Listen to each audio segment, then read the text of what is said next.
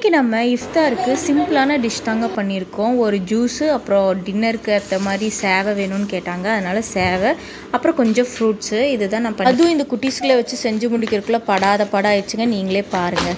First நம்ம juice பார்க்கலாம். இது வந்து நான் பாலை வச்சு ஒரு மில்க் ஷேக் பண்ண போகிறேங்க. இது வந்து குடிக்கும்போது காலையிலேருந்து சாப்பிட்றதுக்கு அவ்வளோ ரிஃப்ரெஷிங்காக இருக்கும். அப்படியே உள்ளுக்குள்ளெல்லாம் நல்லா குளுகுளுன்னு இருக்கும் உடம்புக்குள்ளே. இதுக்கு வந்துட்டு பேரிச்சம்பழம் நான் ஒரு 10 எடுத்திருக்கேன்.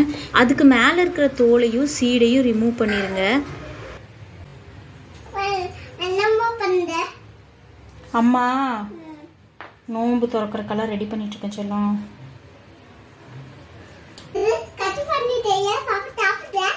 தங்க அம்மா வேலையா இருக்க தங்க, முடிச்சுட்டு வந்து கட் பண்ணி தட்டுமா?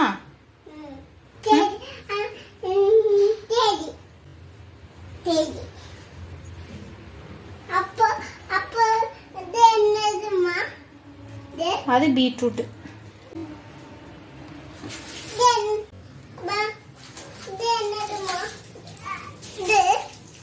அது வெங்காயம். அது பீட்ரூட்.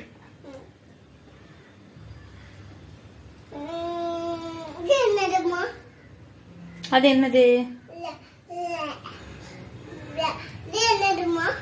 கேரட். பனானா. பொட்டேட்டோ. தெரியல.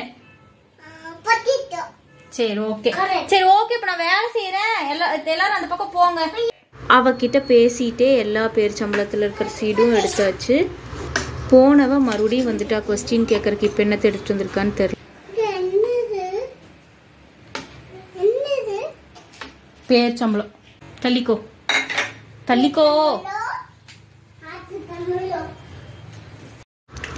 இப்போது ஒரே ஒரு பனானாவை மட்டும் கட் பண்ணி எடுத்துக்கலாம்.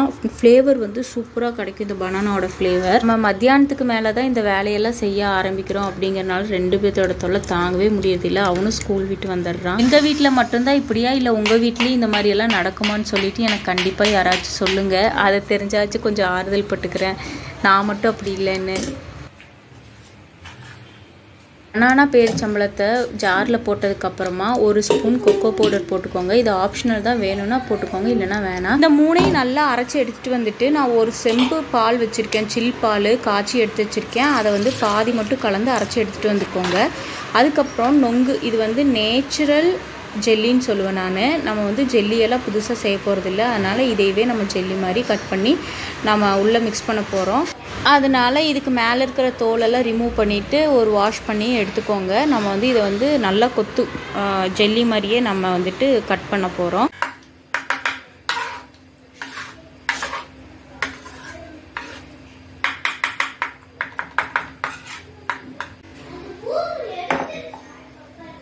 இப்போது நம்ம கட் பண்ணி வச்சுருந்த நொங்கை ஒரு பவுலில் ஆட் பண்ணிவிட்டு 2 அல்லது 3 டீஸ்பூன் ஜம்ஜா விதை அதில் ஆட் பண்ணிக்கோங்க.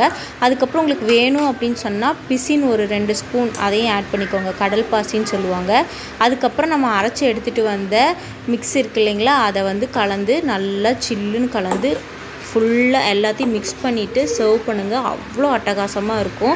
நீங்கள் வீட்டில் கண்டிப்பாக ட்ரை பண்ணி பார்த்துட்டு எப்படி இருக்குன்னு சொல்லுங்கள். இப்போ நம்ம குட்டி பையனை கூப்பிட்டு எப்படி இருக்குன்னு ரிவ்யூ கேட்க போகிறோம். பார்க்கலாம் அவன் என்ன சொல்கிறான்னு. இன்றைக்கி நான் வந்து இதை சுகர் ஃப்ரீயாக இருக்கட்டும் அப்படிங்கிறதுக்காக நான் வந்து சர்க்கரையோ கரும்பு சர்க்கரையோ எதுவுமே ஆட் பண்ணல.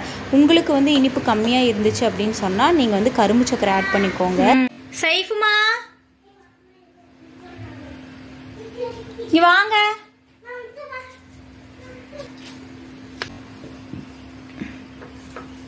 என்னம்மா இந்த தங்கம் குடிச்சு பார்த்துட்டு எப்படி இருக்குன்னு சொல்லு. ஷாஃபிக்கும் கொடு. அப்படியே அங்க வச்சு குடி. சைஃபோ இங்க நின்னு குடி. நல்லா இருக்குமா?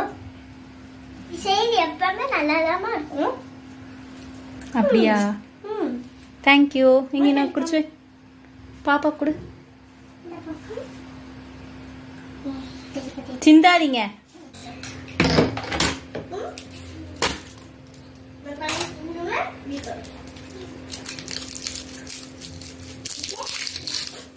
Yes, விக்ரம் சொல்லு. யார் விக்ரம்?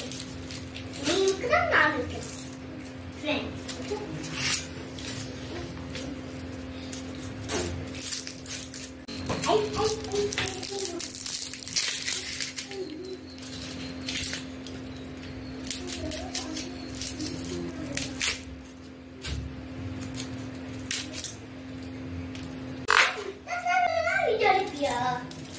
ஆமா, சும்மா விளையாட்டுக்கு. நொங்க டிஃப்ரெண்டா இருக்கட்டும்னு போட்டேன்.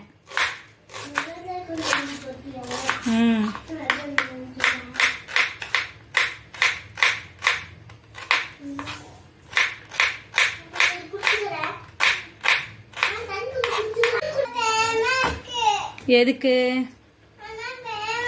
சரி சரி சரி, அமைதியா இருங்க.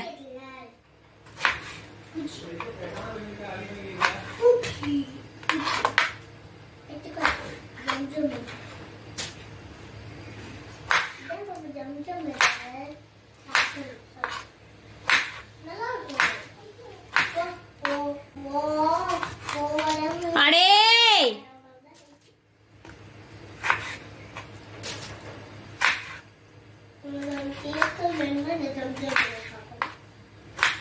பேசாம இருக்கானுங்களா?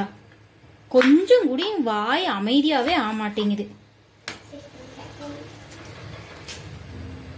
பேசாம அங்க இருந்தாங்க, அமைதியா விட்டுருக்கலாம். தேவையில்லாம கூப்பிட்டு எனக்கு தான் டிஸ்டர்ப் ஆகுது.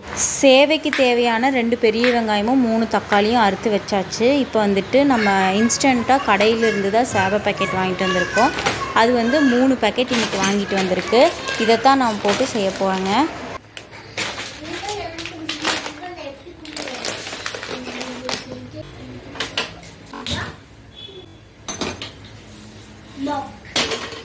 இதுக்கு தேவையான இன்க்ரீடியண்ட் வந்து ரொம்ப கம்மி தாங்க. பட் ஆனால் டேஸ்ட் வந்து வேறு லெவலில் இருக்கும். கடாயில் எண்ணெய், பெரிய வெங்காயம், அதுக்கப்புறம் உப்பு தேவையான அளவு போட்டு நல்லா வணக்கினதுக்கப்புறம் தக்காளி ஆட் பண்ணிக்கோங்க. தக்காளி ஆட் பண்ணி 1 ஸ்பூன் மிளகாத்தூள், அதுக்கு அவ்வளோதான். நல்லா வணக்கி விட்டதுக்கப்புறமா கொஞ்சம் கொத்தமல்லி தூவி விட்டுட்டு அதை அப்படியே அதையும் வணக்கிட்டு ஒரு ஹோல்ஸ் நடுவில் போட்டுக்கோங்க. இந்த ஹோல் எதுக்குன்னு பார்த்தீங்கன்னா முட்டை ஆட் பண்ணுறதுக்கு. இதில் 4 முட்டை உடச்சி ஊற்றுனதுக்கப்புறமா இந்த நம்ம சைடில் ஒதுக்கி வச்சுருக்கோம் பார்த்தீங்களா, அந்த வெங்காயம் தக்காளி எல்லாம் முட்டை மேலே போட்டுட்டு நம்ம மூடி போட்டு அப்படியே சூப்பராக மூடி வச்சிடணுங்க. அப்போ வந்து முட்டை நல்லா வெந்து ஒரு அளவுக்கு பாதியாக வேக்காடு ஆனதுக்கப்புறம் நல்லா உடச்சி விட்டோம்னா எக்கு வந்து நல்லா பெருசாக கிடைக்கும். சாப்பிட்றதுக்கும் சூப்பராக இருக்கும். நீங்களே எவ்வளோ சூப்பராக வெந்திருக்குன்னு சொல்லிட்டு இதை அப்படியே நல்லா உடச்சி விட்டதுக்கப்புறமா நம்ம சேவையெல்லாம் போட்டு கிளறி விட்டால் ஒரு அருமையான எக் சேவை வந்து ரெடி ஆயிடும். நீங்களும் இதை உங்கள் வீட்டில் ட்ரை பண்ணி பார்த்துட்டு எப்படி இருந்துச்சுன்னு எனக்கு கமெண்ட்டில் சொல்லுங்கள். இந்த 2வது நோன்பை நல்லபடியாக முடிங்க. அல்லாஹ் உங்களுக்கு எல்லா வளத்தையும் அற்புடையும் அபிவிருத்தியும் தந்து நம்ம எல்லாத்தையும் காக்கட்டும். நிறைய அமல்களை செய்யுங்க. அதிகமான பாவ மன்னிப்பு தேடுங்க. இந்த ரமலானுடைய மாதங்களை நல்லா பயனுள்ளதாக ஆக்கிக்கோங்க.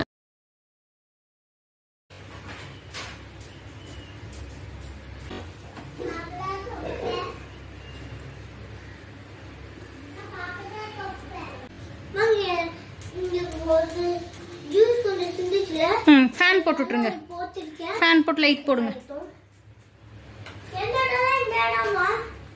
சேடச்செல்லாம் ஃபேன் போட்டு லைட் போட்டுருங்க.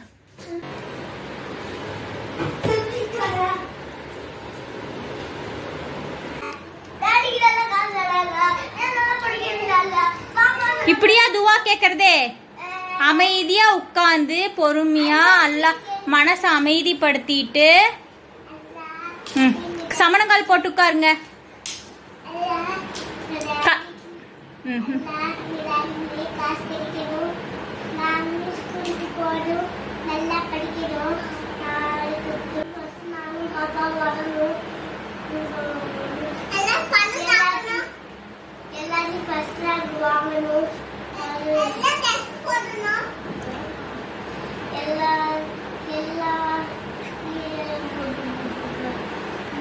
கால் மடக்கு ஷாஃபி. இப்படி இப்படி இப்படி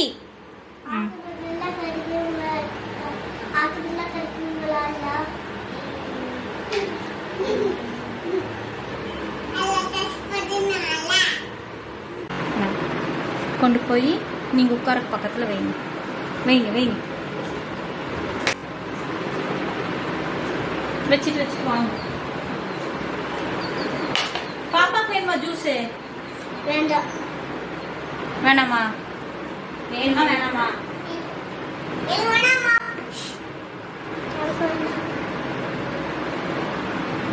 பார்த்து வை. வேணுமா தங்கம்?